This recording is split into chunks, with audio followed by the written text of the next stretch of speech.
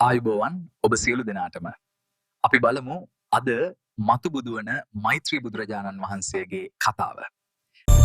මහන් සිත ඔබේ ජීවිතයට ආලෝකයක් ගෙන දේවා.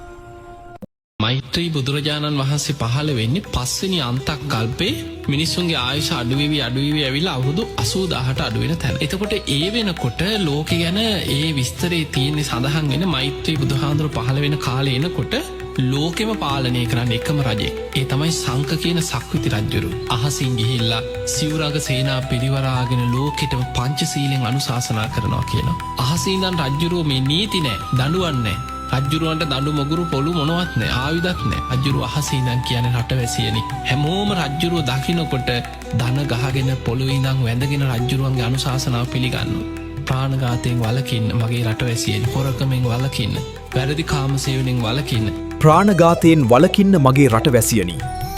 හොරකමෙන් වළකින්න, වැරදි කාමසේවනයෙන් වළකින්න. ඔය පංචශීලෙන් අනුශාසනා කරලා ධර්මානුකුලෝ සතා සිව්පාවට පවා මෛත්‍රී වඩන කාලයක්. එතකොට එවැනි කාලෙක මේ ලෝකෙනික මේවා දිව්‍ය ලෝක වගේ කියන දේශනාවේ සඳහන් වෙන්නේ එහෙම. ඒ සංක කියන සක්විති රජ්ජුරුවන්ගේ අග්‍ර පුරෝහිත බමුණා තමයි සුබ්‍රහ්ම බ්‍රාහ්මණතුමා. එයාගේ දේවිය තමයි බ්‍රහ්මවතී කියන දේවිය. මෙන්න මේ දෙන්නට දාව තමයි මෛත්‍රී බෝසතාණන් වහන්සේ උපදින්නේ. සංක කියන සක්විති රජ්ජුරුවන්ගේ අග්‍ර පුරෝහිත බමුණා තමයි සුබ්‍රහ්ම බ්‍රාහ්මණතුමා පියාණන්. බ්‍රහ්මවතී දේවිය තමයි මෑණියන් බවට පත්වෙන්නේ.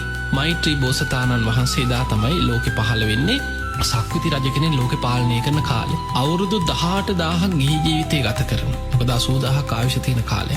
අවුරුදු 18000ක් ගිහි ජීවිතය ගත කරලා සක්‍ර දෙවියන්ගේ මැදිහත් වීමෙන් තමයි කියන සතර පෙර නිමිති පේන සලස්සන. එතකොට තමන්ගේ දේවිය චන්ද්‍රමුඛී කියන බිසව බ්‍රහ්මවර්ධන කියන පුතු බිහි කරන දවසේ සතර පෙරමින් නිමිති දැකලා කලකිරිලා හරියට අර අපේ හැම බුදු කෙනෙකුට මේක සාධාරණයි ක්‍රමේ ඒ පුතු බිහි වෙන දවසේමයි අබිනිෂ්ක්‍රමණය කරන්නේ. හැබැයි අබිනිෂ්ක්‍රමණය කියපම අපිට මතක් වෙන්නේ අපේ බෝසතාණන් වහන්සේ අර චන්න ඇමතියා සමග කන්ත කසු පිට නැගලා කැලේට ගිහිලා විඳපු දුකනේ. එහෙම එකක් නෑ. අපේ මේ මෛත්‍රී බෝසතාණන් වහන්සේ අබිනිෂ්ක්‍රමණය කරනවා කියන්නේ ඒ පංචකාමයන් ගැන හිතෙන් ඇල්ම අතහැරලා මාලිගාවේ උඩුමහල් තලයට ගිහිල්ලා උඩුමහල් තලයේ භාවනාවට වාඩි වෙනවා. සතියයි දුෂ්කර ක්‍රියා කරන්න. ඒ කැලේකට ගිහිලා ගහක් යටවත් නෙමෙයි. මාලිගාවෙම උඩුමහල් තලයට වෙලා සතියක් දුෂ්කර ක්‍රියා කරන. ඒ සතිය දුෂ්කර ක්‍රියා කළ අවසන් වෙනකොට වෙසක් පුන් පොහෝ දවස් උදා වෙනවා. එදාට ලෝකේ මහා බ්‍රහ්ම දෙවියන්, බ්‍රහ්ම ලෝකෙට අධිපති මහා බ්‍රහ්ම දෙවියන් අහසින් ඇවිල්ලා අටපිරිකරක් පූජා කරනවා. අපේ බෝසතාණන් වහන්සේට ගටිකාර බ්‍රහ්ම දෙවියෝ තමයි අටපිරිකර පූජා කරේ.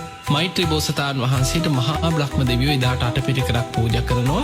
ඒ සිවුරු පිරිකර දරාගෙන කෙස් වැටිය කපල අහසට වීසි කරන්න උඩුමහල් තලයේදීමයි. සිවුරු පිරිකර දරාගෙන අවසන් වෙනකොට තමන්ගේ දේවිය චන්ද්‍රමුඛී බිසවමයි කිරිපිඩු සකස් කරගෙන ඇවිල්ලා උඩුමහල් තලයේදී කිරිපිඩු පූජා කරන්න. ඒ කිරිපිඩු වළඳලා අහසින්මයි කෙනා බෝමුලට වඩින්නේ.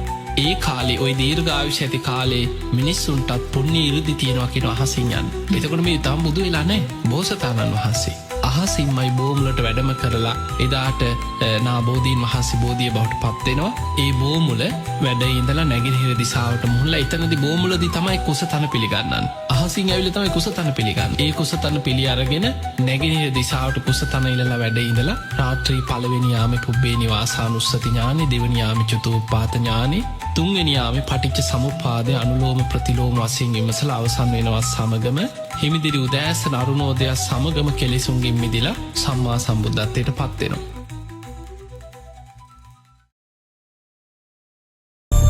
මහන් සිත ඔබේ ජීවිතයට ආලෝකයක් ගෙන දේවා.